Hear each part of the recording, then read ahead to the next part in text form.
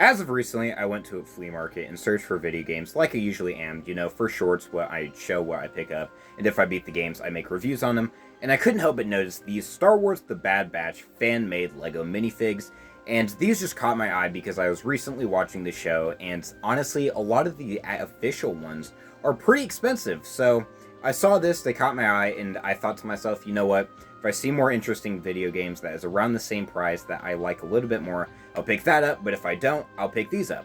Obviously, I did not see anything more interesting game-wise, so I picked them up, and I would just like to put an in-depth kind of video on what these exactly are, and if I personally recommend you buying them, because they look good for decorations, but you may want to look more deeper into them if you plan on using them for like playing around with, or just you want quality products. Starting off, we have my least favorite of the Bad Batch. We have Tech, just to get them out of the way real quick. They all came on these different base plates that you're able to set the characters on. So, looking at Tech, you can already tell how much printing and work they put into all these characters. They all have arm printing, they all have their own backpacks with their own designs.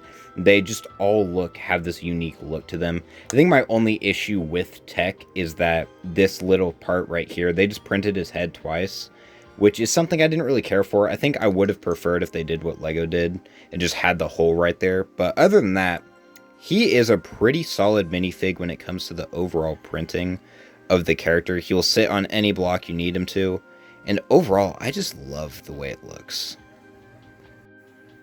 Next, we're going to be looking at the Brute himself, Wrecker, who you can already tell has the most design to him. Look at all the little scrapes that are all over his chest. You can tell he is the Brute when it comes to the Bad Batch. He has the blasters that he uses within the show. He has his own design when it comes to the back of his backpack. He has arm printing as well. Even on the legs, you can see the printing right there. I love the way he looks. His helmet looks perfect in my opinion.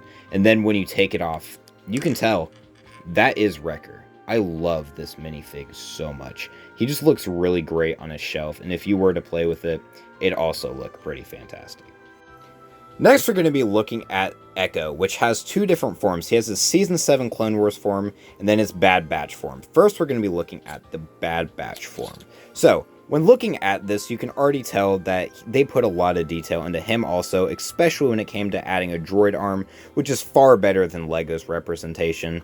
All the different, I kind of wished that when it came to his belt, they decided to put these down, but I can understand why they wouldn't, and not even LEGO does that. He has his own exclusive blaster to himself, he has arm printing on this arm, and he also has an exclusive backpack, and then when you look at his actual face, they kept that also and have a lot of different design when it comes to it. And overall, I just love the look of this minifig. And then we have the Clone Wars Season 7 Echo, which I absolutely love the look of. I don't think he had a white arm within the Clone Wars. That may be the only continuity mistake. But other than that, I love the look of this minifig. As long as I've been looking at this till now, I thought they just took the black on the other one and just switched it to white, but no, they put their own exclusive design on this one as well, and I absolutely love that. And I love how much just representation that this company put into this LEGO.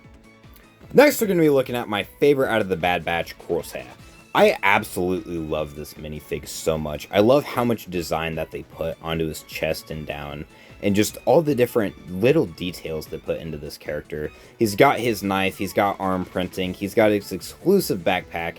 I just love the look of this minifig. My only issue is that this blaster's stock on it pushes back way too far because now he cannot aim forward, which was a little bit of an issue and I was a little bit bummed out. But other than that, this minifig looks absolutely great.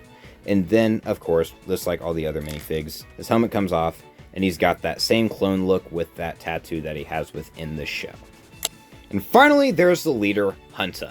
I absolutely love the way he looks. They put a lot of good design when it comes to his front.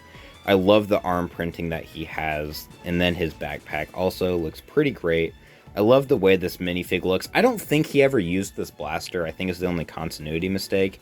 I think he uses the same pistols that they gave Tech. But other than that, he looks really great, and of course, like the other characters, his helmet does come off, but one thing I will say is I did have a little bit of an issue getting it off when I first got him, so that may be an issue with some of the other minifigs, I don't know, but he looks pretty great, all things considered. So in conclusion, if you already haven't made your choice, do I recommend you buying these? And honestly, absolutely, these are some of the best minifigs I have ever seen, like, at all. Even if they are a little bit bootleg, they do a really good job at keeping all the necessities that you need within a LEGO minifig and more. So if you ever see these at a flea market like I did, or if you see these online, I highly recommend you just buying them because they are absolutely great and they look awesome on the shelf.